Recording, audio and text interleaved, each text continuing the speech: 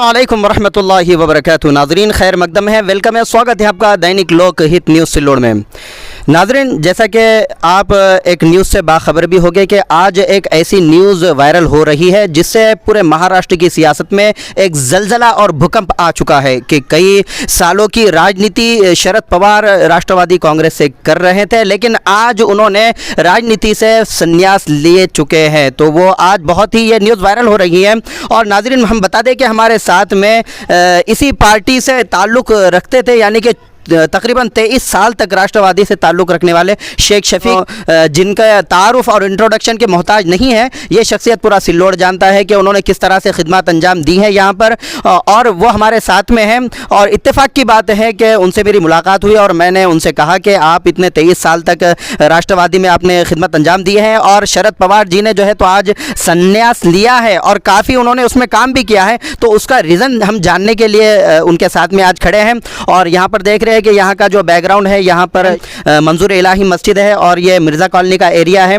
मैंने इसलिए उनको यहाँ पर लाया कि ताकि मैं पुरानी यादें भी ताज़ा कर दूँ। शेख शफीक साहब, जैसा कि आप राष्ट्रवादी में रह चुके हैं और माशाल्लाह उस पार्टी के ज़रिए से आपने कौम मिल्लत की और गरीबों की और इंसानों की अगर कही जाए तो ये बात में मुबालगा नहीं होगा कि आपने खिदमत अंजाम दी है। लेकिन आज देखा गया कि राष्ट्रवादी के जो मुखंड थे, जो जिनका चेहरे से ये समझ में आता था कि राष्ट्रवादी चल रही है, पूरी राष्ट्रवादी चल रही है, लेकिन आज ऐसा क्या हो गया है कि जिसकी वजह से शरद पवार जी ने संन्यास लिया है? क्या इसके ताल्लुक से आप कुछ कहना चाहेंगे? सबसे पहले मैं सिल्लोड़ के तमाम हिंदू मुस्लिम भाइयों को ईद की शुभकामनाएं देता हूं। और आज दोपहर में जो ब्रेकिंग न्यूज़ आई, ये महाराष्ट्र में नहीं बल्कि पूरे हिंदुस्तान में एक ऐसा झटका बैठा है कि शरद पवार साहब ने संन्यास ले लिया।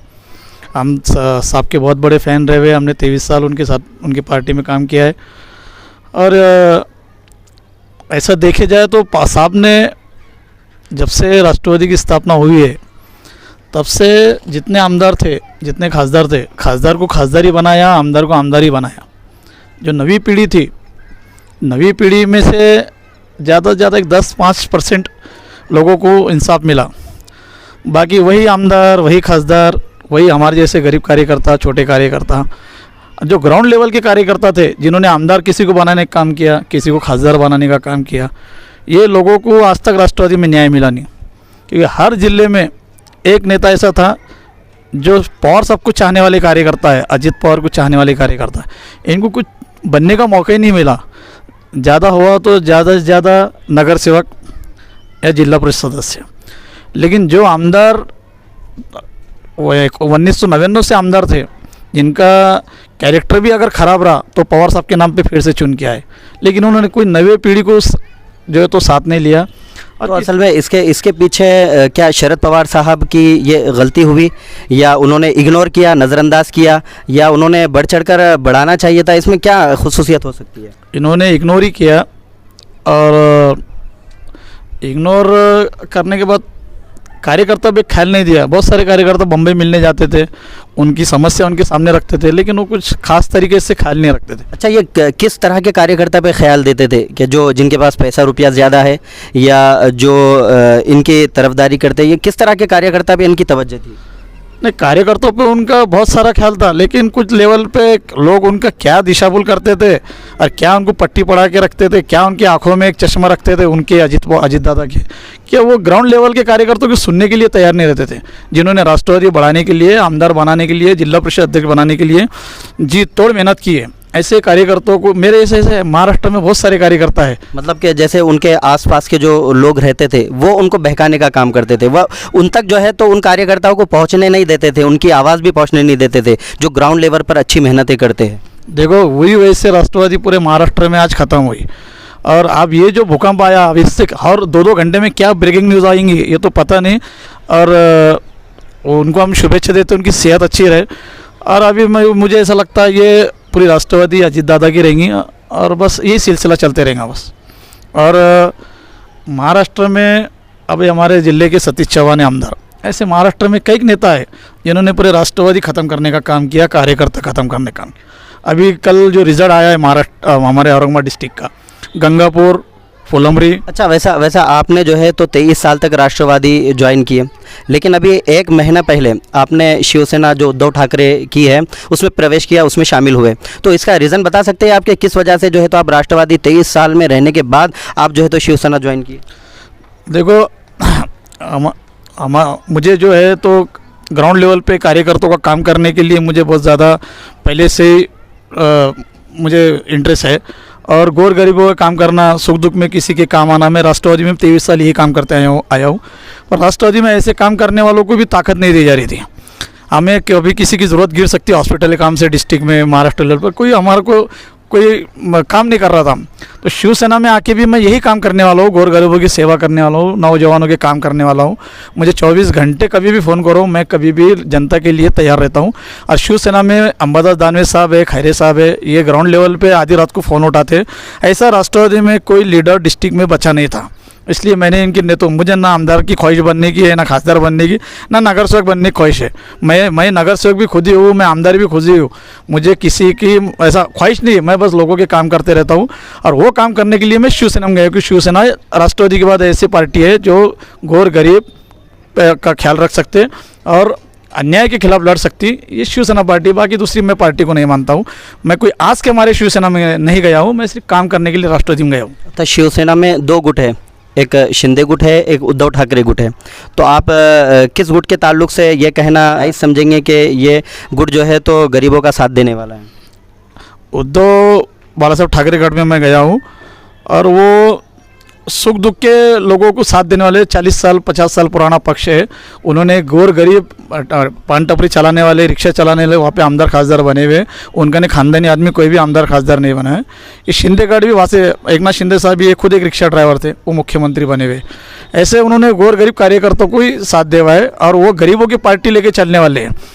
और सर्वसामान्य हिंदू मुस्लिम हर जात को लेके चलने वाली ये शिवसेना है, इसमें कोई दो राय नहीं है। ये शिंदेगढ़ वगैरह का हमारा कोई ऐसा ही नहीं। हम उद्धव ठाकरे गढ़ के, और हम सम्माननीय स्वर्गीय बाला साहब ठाकरे साहब को भी बहुत अच्छी तरह पहले से मानते थे और आज भी मानते हैं। हम उनका नेतृत्व तो हमने उद्धव ठाकरे साहब का हमने पसंद करे हुए, और शिवसेना हम डट के अब सिल्लोड़ में हम पूरे शहर और तालुके में इंशाल्लाह इसके बाद और बहुत अच्छा काम करेंगे।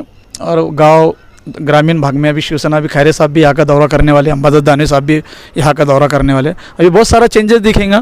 और मैं जिस तालुका से 23 साल से काम किया हूँ, मुझे पूरा सिल्लोड़ शहर तालुका पूरा जानता है। मैं रोड पे उतर के एक ग्राउंड लेवल पे काम करने वाला कार्यकर्ता हूँ, और ग्राउंड लेवल पे शिवसेना की ताकत जो रहती है ग्राउंड लेवल पे से ही समझ में आती है कि शिवसेना की ताकत, शिवसेना स्टाइल जो रहती उस तरीके से मैं काम करते आता हूँ, और मेरा एक्टिवपना पूरे तालुके को मालूम है।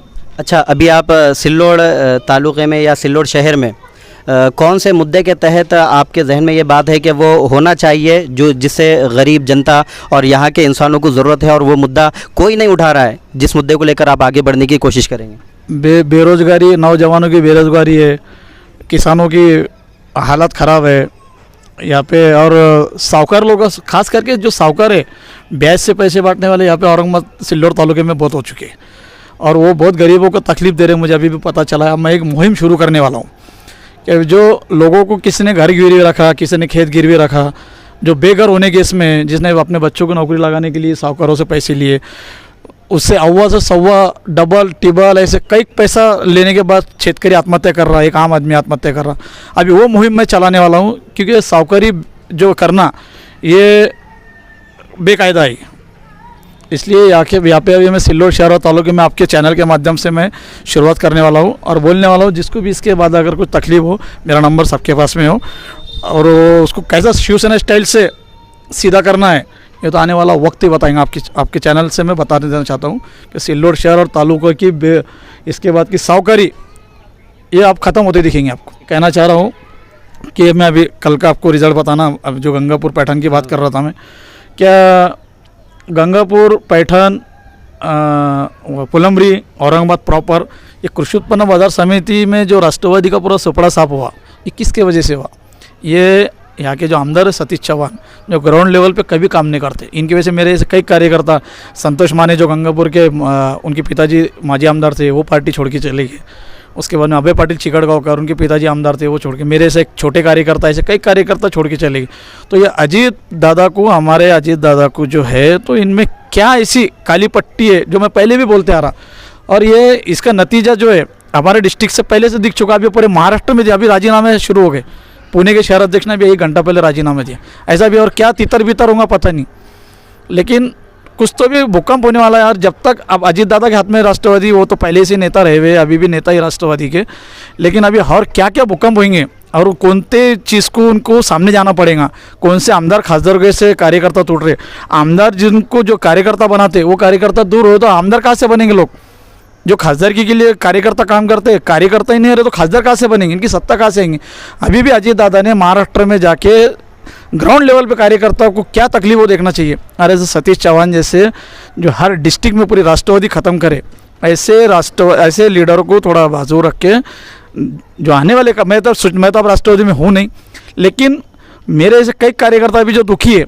अब अजीत दादा को मैं सलाह तो नहीं दे सकता, लेकिन इतना कह सकता हूँ आपके माध्यम से कि अजीत दादा ने आज ही महाराष्ट्र में फिर के ऐसे कार्यकर्ताओं को उनके सुनना चाहिए और राष्ट्रवादी कैसी बस्ती बचाना चाहिए। लीडर है आपके पास में, कार्यकर्ता नहीं रहा। मार्केट कमेटी पूरी राष्ट्रवादी के हाथ में से गई, और मार्केट कमेटी कृषि उत्पन्न बाजार समिति यानी आमदारकी की पहली पायरी, जैसे आमदार बन सकता आदमी। इसमें चुन के आए, इसमें पैनल आया, तो ये किसान आपको वहाँ मतदान करते। अच्छा, इसमें इनकी क्या गलती है, पार्टी वालों की, बड़े जो लीडर है जाएगा तो इनकी क्या गलती है जिसकी वजह से ये इस तरह का जो है तो नुकसान हो रहा है। देखो तुम हमारे अहमद दानवे साहब देखो, हमारे खैरे साहब देखो, जिस तरह से काम करते, लोगों के फ़ोन उठाना, कार्यकर्ताओं के साथ संपर्क में बैठना, ऑफिस में बैठना, 24 घंटे काम करना। राष्ट्रवादी के सतीश चौहान का काम क्या है, एक शाखा का भी ओपनिंग होते बताएं राष्ट्रवादी की पूरे, जब तक आमदार, उनका जब आमदारगी का टाइम आता तो उनकी पदवीधर के लोग, उच्च शिक्षित लोग उनका काम करके उनको चुना के ला लेते। फिर आम नगर सेवक के लिए जो खड़ा, आम जिला परिषद के लिए खड़ा, तो भी सतीश चौहान साहब की यंत्रणा कहाँ रहती, कोई यंत्रणा काम में नहीं आती, और वो किसी के प्रचार को भी जाते नहीं।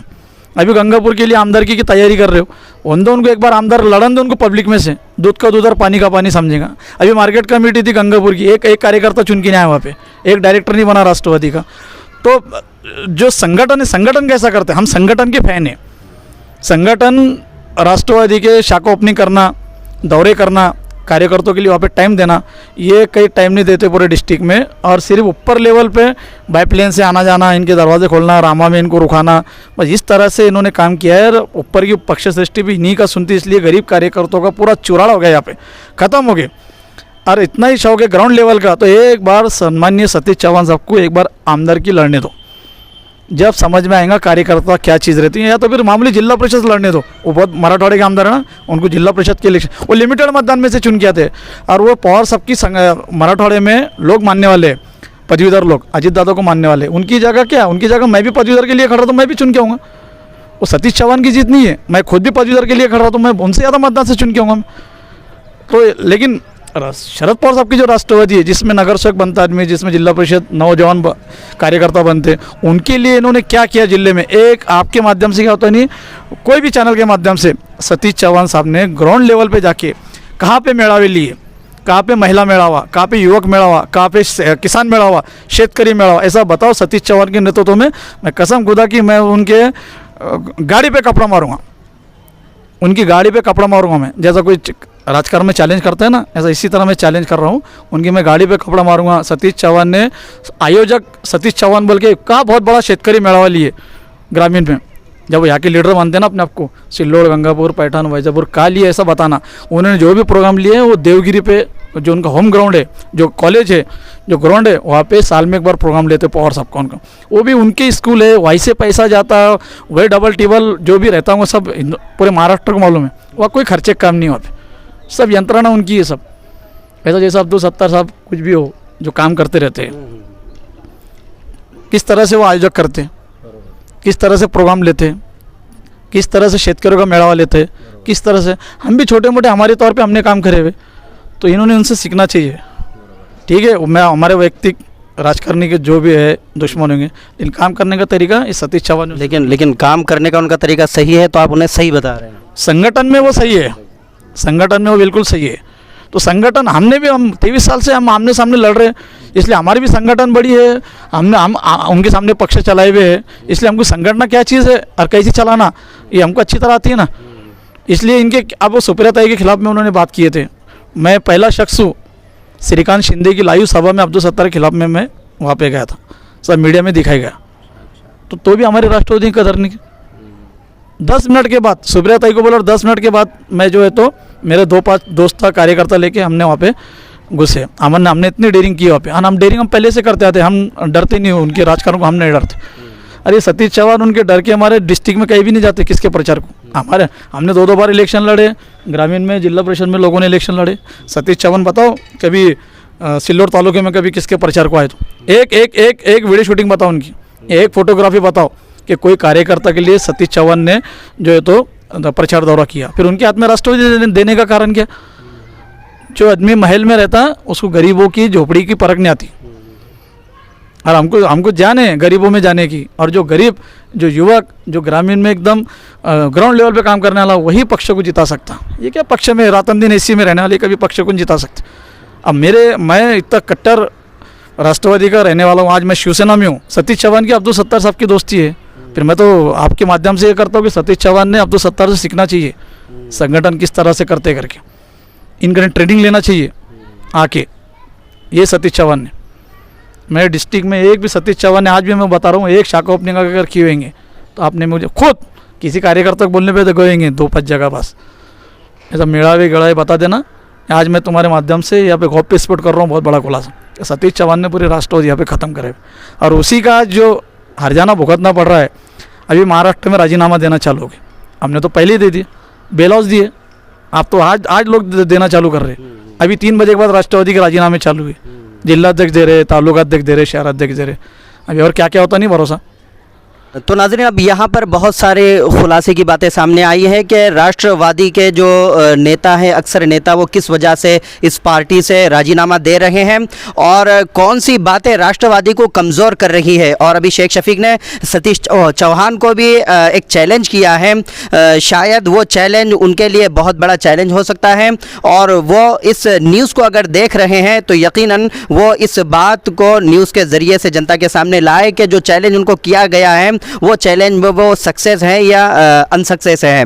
नाज़रीन, जिन साथियों ने दैनिक लोकहित न्यूज़ सिल्लोड को अब तक सब्सक्राइब नहीं किया है वो सब्सक्राइब कर ले ताकि रोज़ की खबरें आप तक फ़ौरन पहुंचती रहें।